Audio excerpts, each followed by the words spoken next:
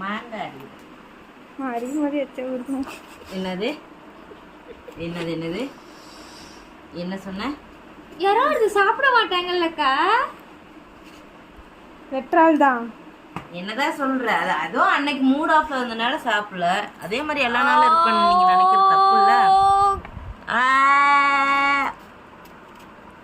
இந்த வெயில் காலத்துல எச்சு ஊறுதா? இந்த வெயில் நேரத்துல எத்தனை பேருக்கு இது பார்க்கும்போது இருங்க பயன் விட்டுச்சு காட்டுறோம். கதையில நீ இல்லாமலே நம்ம இப்படி வாங்க மாங்காய் சாப்பிடலாம். அவனுக்கு வந்து என்னமோ சுரக்குதாமா. என்ன என்ன பண்றாது?